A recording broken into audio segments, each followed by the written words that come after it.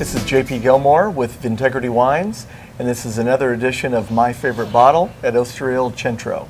I have with me today John Retzis, or JR, from First Drop Wines. He's come to us all the way from Australia. Welcome. Thanks, JP. It's good to be here. It's my second trip to Missouri. Love the place. So, looking forward to getting around and meeting some of the locals. How long are you in the U.S.? How often do you travel over here? And is it vacation or work for you when you come over? Sure. Look, I love being in the US. It takes about 20 hours to fly here. It's Wow. a long, long flight. And it takes a long while to get over the jet lag, but it's definitely worth it. The US is a great country. We love coming here. I get here twice a year. In terms of work, sure it is work, but when you love what you do and you love making wine and telling your story, it's not so bad. So we have lots of fun. Okay. JR, in California winemaking terms, we tend to think of estate wineries that have their own vineyards and make wines from those vineyards, sometimes single vineyard wines. Is it exactly the same in Australia? Is there a different model? Yeah, it's slightly different. More so where we come from in the Barossa Valley and to a certain degree the McLaren Vale, where small farmers have been growers for generations. In the Barossa, for instance, we have about 2,000 independent grape growers who grow grapes from their own unique plots and then sell them to wineries. Okay. So that's the way we run our business. So it gives us a great opportunity to diversify our grape supply to different aspects of the region in terms of terroir, in terms of mesoclimates, to dial up different flavours in what we're looking for. Whereas we do have some single estate wines, but they're all purchased from growers. We don't actually own any vineyards, which is quite typical in our region. Okay. And do you have any favorite growers that you try to get their fruit every single vintage you can? Absolutely. There's, all our growers are very special and do a great job. But there's definitely some iconic sites around the Barossa where we take our single vineyard wines from in areas in Ebenezer, in Seppeltsfield and in Greenock, Okay. which I guess quite famous both viticulturally and also historically to the region. As I said earlier, we'd been growing grapes there since the 1840s, and there's quite a lot of grape growing history in those little sub-regions. Well, JR, I wanted to ask you about the wines we're tasting tonight for the event. We've got 5 wines. Could you kind of take us through the different wines that we're going to have tonight? Yeah, sure. 5 different wines, 4 from the Barossa, 1 from McLaren Vale. In the Barossa Valley, we run our Shiraz and I guess Spanish program, so it's Shiraz, Garnacha and Tempranillo. In the McLaren Vale, we grow Cabernet and Portuguese grape varieties like Touriga Nacional. So today we have a Garnacha, the Matador Garnacha. I think motivated by those really light, easy drinking, quite aromatic Grenaches that you always get in Spain. Thinking of tapas bar, having some chorizo, some jamon, some olives, some manchego, and those really smashable, easy to drink And smashable wines. Meaning? Drinkable. Okay, we would call that poundable here. Poundable, I think so. yeah, really Right. poundable. Just something that you just drink without thinking too much. But it's also a really rewarding drink. You just can't put the glass down. Then there's Mother's Milk Shiraz, and Okay. as the name suggests, Mother's Milk is totally about drinkability. So a wine that's made to be drunk with not too much, a bit like the Matador. Don't think too much, just drink it. Really soft, easy expression of Barossa Shiraz, really quite sort of slurpy and textured. And then we have half and half, I guess inspired by those wines of Spain and Portugal, where it's a blend of 50% Shiraz and 50% Monastrell. That sort of fruit forwardness of Shiraz, those quite sort of plummy primary fruits, tempered by the earthiness and savouriness and spice of Monastrell, make a really cool expression of both. Okay. And then moving down south to McLaren Vale, which is about 100 kilometres south of the Barossa as the crow flies, a beautiful little region right near the ocean. And this particular vineyard is about 3 or 4 miles off the coast of Aldinga. So warm days, but cool nights, classic maritime climate. And Cabernet loves to be grown near the sea, and a testament to that is, I guess, Bordeaux and the Napa. So it extends that ripening period to develop full Cabernet flavoured, but a bit like Mother's Milk. Mother's Ruin's made in an easy drinking style with softer tannins and juicier fruits, but still some really quintessentially Cabernet characteristics.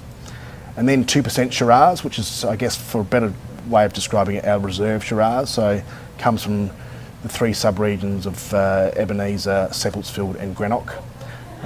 So quite concentrated, quite rich expression of Shiraz. But the 2% is the twist. It's 2% Tempranillo in the blend. Okay.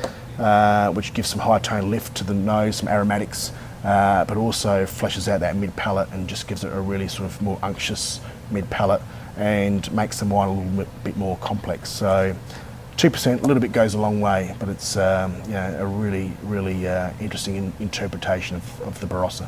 Great. And I'm noticing kind of a nod to Spain in some of the wines. Is Yeah, that- I mean, we in this particular bracket there is definitely love the wines of Spain and Portugal, but we also make wines that have heritage in Italy. So we make Nebbiolo, we make Barbera, Montepulciano, Arnese, and Pinot Grigio. But today, I guess the nod is to Italy, is to Spain. I beg your pardon. Okay. So obviously you've got really creative, colorful labels. We think about Bordeaux labels, and they're usually a white background and just block print, very plain, very classic. Yours are really different. Tell me about those. For example, the Matador, picture of a bull, a Matador.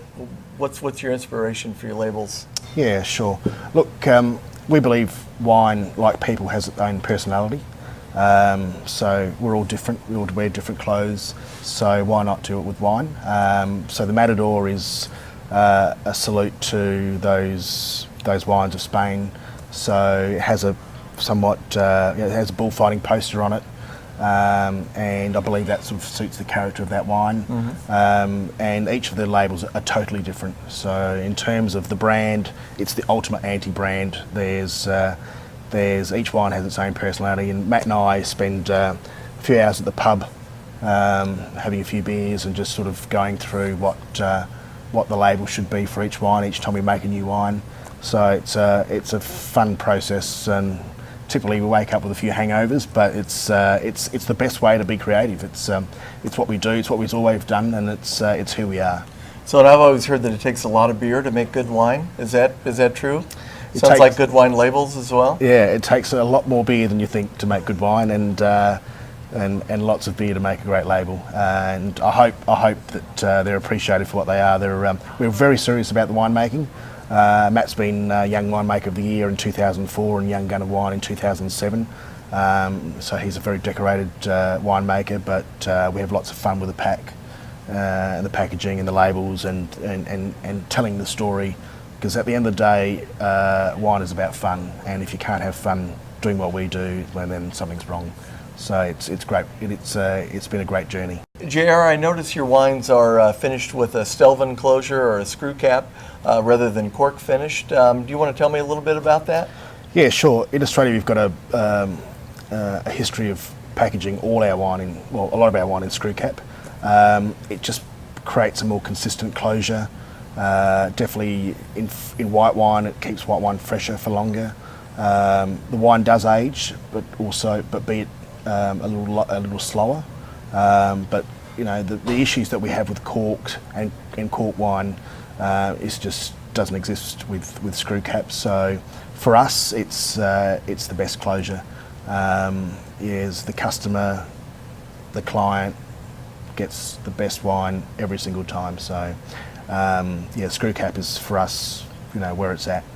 The rest of the world is slowly heading that way, but we're definitely converted to screw cap. Okay. And for me, they're a lot easier to open, so let's have a taste, shall we? Let's smash one out. All right. Now that the glasses have magically appeared, let's try some wine. Let's do it.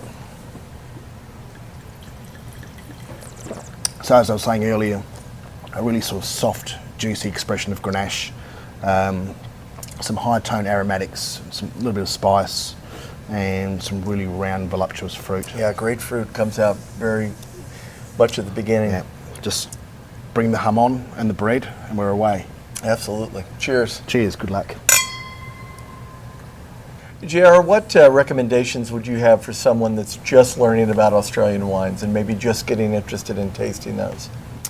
Yeah, that's a good question. I think in America, Australia's a little bit misunderstood for lots of reasons. In 10 or 15 years ago, there was a lot of big Australian wines that were potentially, overripe, and also lots of different labels with lots of different characters and critters on them, and that was, I guess, what Americans saw from Australia. There's over 2,500 wineries in Australia with 2,500 stories. Small family businesses that have been making wine for a long time, for generations.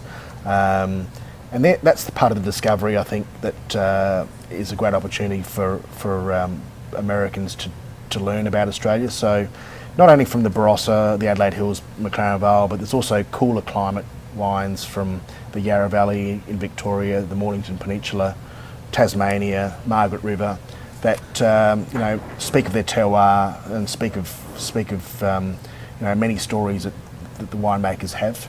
So my advice would be to try to buy wineries wine from small producers and discover Australia and discover the true terroir, the true aspects of each of the different regions, because it's a big country.